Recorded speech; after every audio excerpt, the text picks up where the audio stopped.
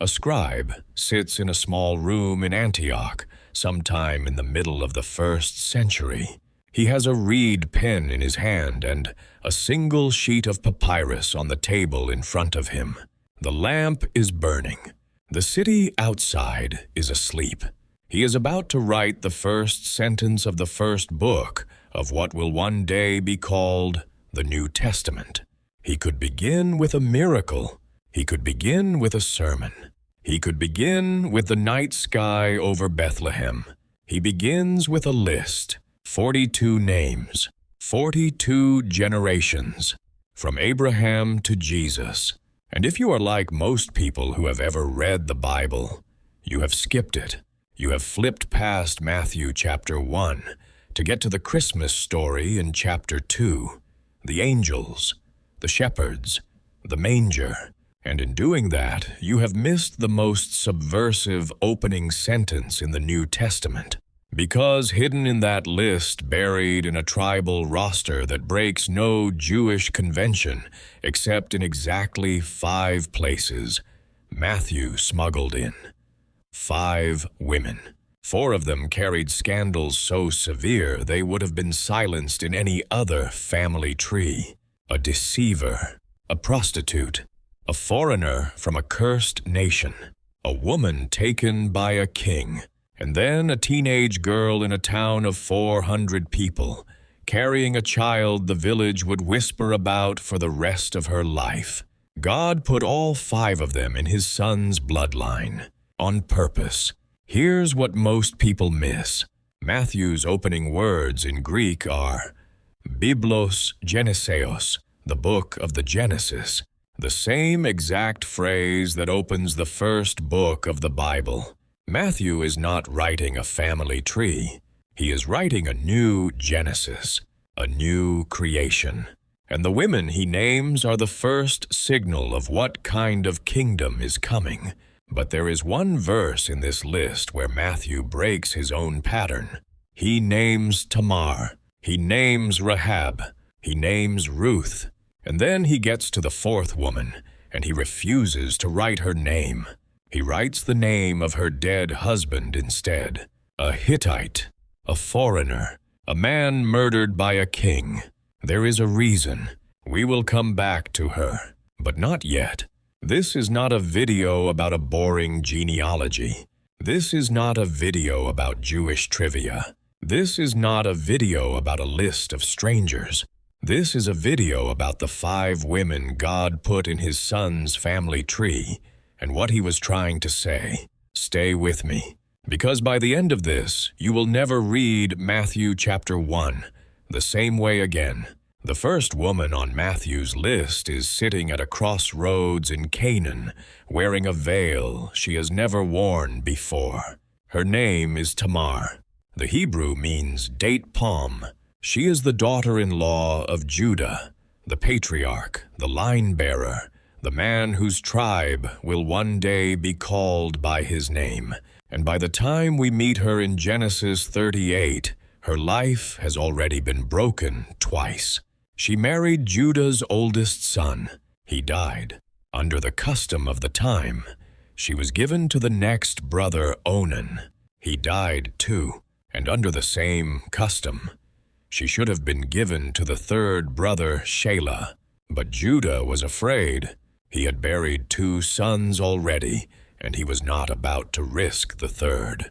So he sent Tamar back to her father's house, told her to wait, and quietly decided to never call her back. She waited. Months passed. Years passed. Shelah grew up, and nothing changed. So she made a plan. She heard Judah was traveling to shear his sheep at a place called Timnah. She took off her widow's clothing. She covered her face, and she sat at the crossroads outside a town called Enaim, a Hebrew word that means the opening of the eyes. Judah saw her. He thought she was a temple prostitute. He propositioned her. She named her price and asked for his signet, his cord and his staff as a pledge. He handed them over. He went on his way. He never saw her face. 3 months later, word reached him that his daughter-in-law was pregnant by a stranger. He gave the order without thinking, "Bring her out, burn her." And as they were dragging her into the open, she sent him a message with 3 items attached. Here is what most people miss. Judah did not throw the items away. He did not deny them. He held his own signet and his own staff in his hand, and he said 7 words that should have ended his line forever. "She is more righteous than I, a Canaanite, a widow, a woman the patriarch had thrown away." And the patriarch himself, with the symbols of his authority in his own hand, called her righteous. She bore twin sons. One of them was named Perez, and from Perez came Boaz, and from Boaz came Obed, and from Obed came Jesse, and from Jesse came David, and from David came Jesus. The first woman in the Messiah's bloodline got there by deceiving a patriarch, and the patriarch, the line-bearer himself, called her more righteous than him. Pay attention to this, because Matthew is just getting started. The second woman on Matthew's list is standing in a window in the outer wall of a city about to be destroyed. Her name is Rahab. The Hebrew word the book of Joshua uses for her profession is Zonah. The text does not soften it. The translators do not soften it. She is a prostitute in the city of Jericho, a Canaanite woman whose house is built into the wall itself, which means her clients are travelers, traders, soldiers, anyone passing through. And one night, 2 strangers knock on her door. They are Israelite spies sent by Joshua to scout the city before the invasion. She knows who they are. The whole city knows who they are. The king of Jericho has soldiers searching the streets that very night. They knock at her door looking for the men. She lies to their faces.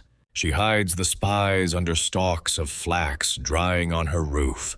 And when the soldiers leave, she goes back upstairs and tells the men a sentence that changes her life forever. "I know that the Lord has given you the land." She does not say, "your God." She says, "the Lord," the covenant name of the God of Israel.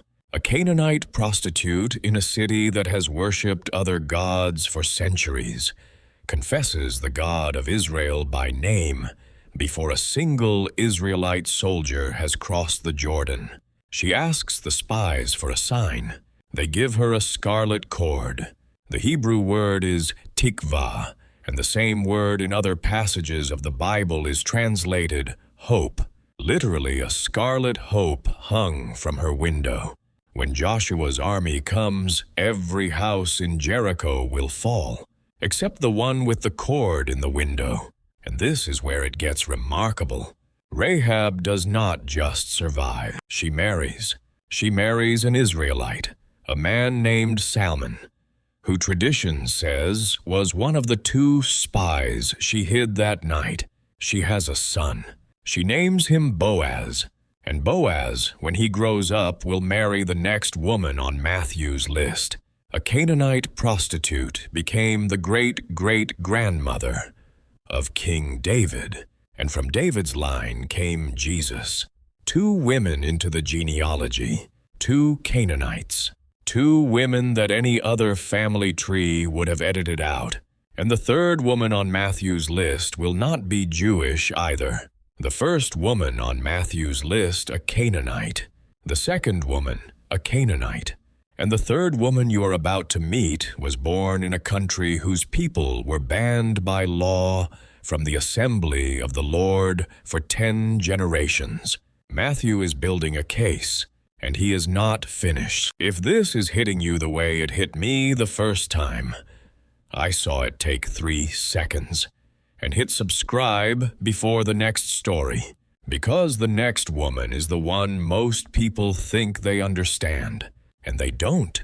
The third woman on Matthew's list is standing on a dusty road outside Bethlehem with everything she owns on her back, looking at a country that has cursed her people for 10 generations. Her name is Ruth. The Hebrew means companion, and the country she is leaving behind is called Moab. You need to understand what Moab meant to a first-century Jew reading Matthew's Gospel. Moab was not just a foreign country. Moab was a stain. Genesis chapter 19 tells you exactly how Moab was born out of an incestuous night in a cave, when Lot's daughters got him drunk and slept with him after the destruction of Sodom. That is how Moab began. And 400 years later, when Moses gave the law on Mount Sinai, God put it in writing. Deuteronomy chapter 23. No Moabite shall enter the assembly of the Lord, even to the 10th generation forever. A wall, in the law itself, between Moab and the people of God. And the woman standing on the road into Bethlehem is a Moabite. Her husband is dead. Her father-in-law is dead. Her brother-in-law is dead. The Jewish family she married into has been wiped out, and the only person left from that family is her mother-in-law, Naomi, walking beside her bitter, broken, telling her to go home, telling her to go back to Moab, telling her she has nothing to offer. And Ruth says one of the most famous sentences in the Old Testament, "Whither thou goest, I will go, and where thou lodgest, I will lodge. Thy people shall be my people, and thy God my God. Where thou diest will I die, and there will I be buried. The Lord do so to me, and more also, if anything but death part thee and me." There is a Hebrew word for what Ruth is doing in that sentence. The word is chesed. It does not translate cleanly into English. The closest we can get is loyal love that refuses to quit, covenant kindness that asks for nothing back. A Moabite woman by law shut out of the assembly of the Lord, swearing covenant loyalty to a broken Jewish widow, on a dusty road outside a town she has never seen. Here is what most people miss. Ruth is not following Naomi because Naomi is impressive. Naomi has lost everything. Naomi is on her way home to die. Ruth is following Naomi because Ruth has bound herself in chesed to a God she has barely met through a mother-in-law who has nothing left to give. And in doing that, in that one sentence on that one road, a Moabite walks straight through a 10-generation wall in the law of Moses. They reach Bethlehem at the start of the barley harvest. Naomi has no food. Ruth goes out to glean in the fields, picking up the corners of grain the harvesters are required by Leviticus to leave behind for the poor and the foreigner. And by what the text calls chance, and what every reader is supposed to feel as anything but chance, she ends up in the field of a wealthy landowner named Boaz. Boaz, the son of Rahab, the son of the Canaanite prostitute from 2 generations earlier, is now the man whose field a Moabite widow is gleaning in. The bloodline is folding in on itself in ways Matthew is going to use 8 centuries later to write his opening chapter. Boaz protects her. He tells his workers to let extra grain fall on purpose. He invites her to eat at his table. And Naomi, watching all of this from a distance, realizes something. Boaz is a kinsman. Boaz is family. And under the law of Israel, there is a role called a goel, a kinsman redeemer, a close male relative who can step in, marry a widow, redeem her dead husband's land, and carry the family name forward.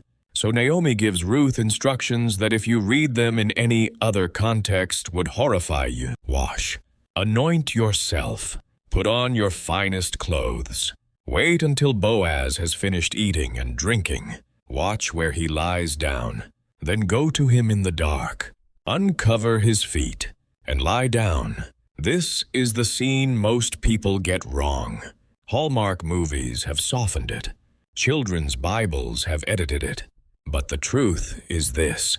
Ruth is walking onto a threshing floor at midnight in a culture where threshing floors at midnight were known places of prostitution. She is approaching a sleeping man alone with the entire town asleep around her. If anyone walks in, if anyone sees, if Boaz wakes up angry, her name is over. Her future is over. Naomi's hope of a redeemed line is over. She does it anyway. Boaz wakes up at midnight, startled, and finds a woman at his feet.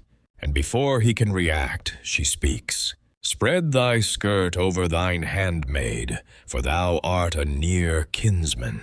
She is asking him to be her goal. She is asking him in covenant language to marry her. He does. There is one more legal hurdle. A closer kinsman who has first right, but Boaz handles it at the city gate the next morning. And by the end of the chapter, the Moabite and the son of the Canaanite are married. They have a son. They name him Obed. Obed has a son named Jesse. Jesse has a son named David. And from David comes Jesus. This is not a romance. This is not a love story. This is not a Hallmark movie. This is the moment a Moabite woman walked into the bloodline of the Messiah and broke a 10-generation curse in the law. Of Moses, with one sentence on a dusty road, 3 Gentile women in a row, and Matthew is just getting started. The 4th woman on Matthew's list is standing on a rooftop in Jerusalem on a spring evening. In the hour the text tells you the kings should have been at war. 2 Samuel chapter 11 opens with one of the most damning sentences in the Old Testament.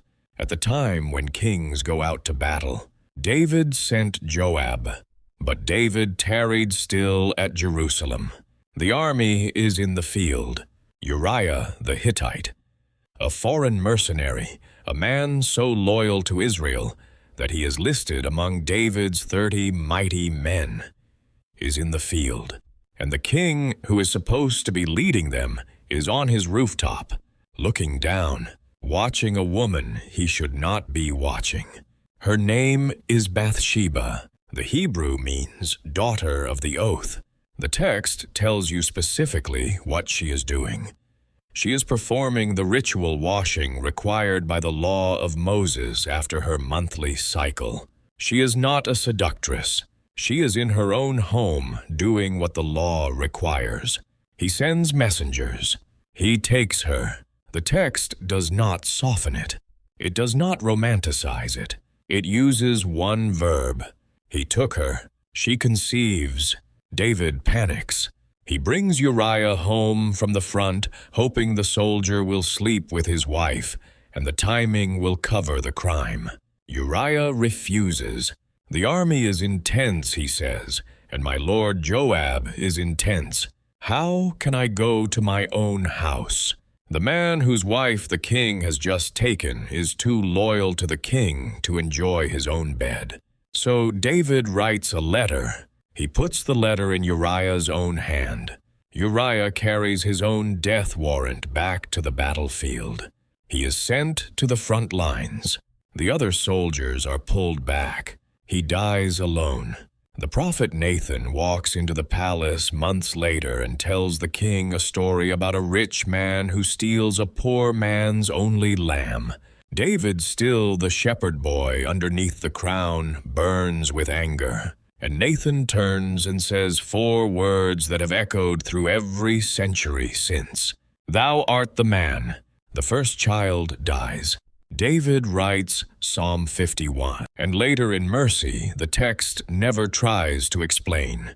Bathsheba has another son. They name him Solomon, the wisest king Israel will ever produce. And from Solomon's line, Matthew is going to tell you, comes Jesus. And now we come back to the woman with no name. The woman Matthew refused to write. Go look at Matthew chapter 1 verse 6. Tamar named, Rahab named, Ruth named, and then this. David was the father of Solomon by her that had been the wife of Uriah. The wife of Uriah. He writes the dead Hittite's name. He will not write hers. Here is what people get wrong. Matthew is not hiding Bathsheba's name to shame her. He is hiding her name to shame the man who took her. Read it again. The accuser in that verse is not Bathsheba. The accuser is the inspired text itself, refusing to let David's crime be forgotten in his own son's family tree. 1,000 years later, when Matthew sat in Antioch with a reed pen in his hand and wrote the genealogy of the Messiah, he had a choice, and he chose to make sure that for as long as anyone read the Bible in any language, the murdered Hittite's name would be remembered, and the kings would carry the weight. Every family has the relative whose name does not come up at Christmas dinner. The aunt who left, the uncle who drank, the cousin who went to prison, the chapter of family history that gets edited out when the children are listening. You probably have one in your own line. God does not. When God wrote his son's family tree, he did not edit. He did not soften. He did not protect anyone's reputation. He named the Canaanite. He named the prostitute. He named the Moabite. He hid Bathsheba's name not to bury her, but to make sure no one ever forgot what was done to her. And then he put one more woman at the end of the list and dared the world to whisper about her. A teenage girl sits on a low stool in a one-room house in a hill town nobody important has ever visited. The town is called Nazareth. Archaeologists estimate its population in her lifetime at about 400 people. She is mending the seam of a garment. The sun is low, and then the room fills with light. You know the rest. The angel, the greeting, the fear, the promise, and then 6 words spoken by a girl who has every reason to refuse.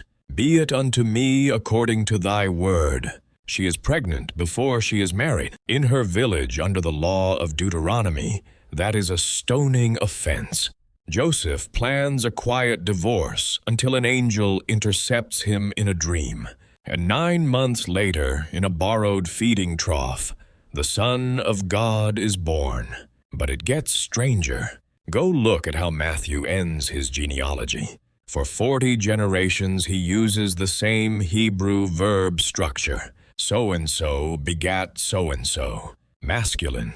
Father to son. Father to son. Father to son. And then he gets to Jesus, and he breaks the pattern one more time. He does not write, Joseph begat Jesus. He writes, and the Greek is exhes, of whom Jesus was born. Of whom? Feminine singular pronoun. Joseph's name is there, but the bloodline pronoun is hers. 4 women before her, each with a story the world would have buried. And then Mary, a teenage girl in a town of 400 people, carrying a child the village would whisper about for the rest of her life. God did not need a clean line. He built his son's family tree out of the women the world had written off, and put his own mother at the end of it. In the year 398, a scholar named Jerome sat in a cave outside Bethlehem with a candle and a Greek New Testament, and he asked a question that has echoed through every century since. Why these women? Why not Sarah? Why not Rebecca? Why not Rachel? The matriarchs were right there. Why pick the 4 with the scandals? About 30 years later, a bishop in North Africa named Augustine answered him, because Christ came for sinners, and to silence forever any tongue that would dare slander his mother by reminding the world that God has always built his line through the women everyone else rejected. Here is what you take with you. First, the genealogy in Matthew chapter 1 is not a list. It is an argument. 5 women, 4 scandals, 1 Messiah. And Matthew is daring you to find a single clean name in the bloodline of the Son of God. Second, your past does not disqualify you. God put a deceiver, a foreign prostitute, a woman from a cursed nation, and a woman taken by a king in the family tree of his own son, on purpose, in writing, forever. And third, the bloodline of Jesus does not run through perfect people. It runs through broken ones. If you are reading the chapter of your own life right now, and you want to edit a name out, God already knows it. He wrote it down anyway, and he is not ashamed. Which of the 5 women hit you the hardest? Tell me below. I read every comment. You will never read Matthew chapter 1 the same way again. I'll see you in the next one.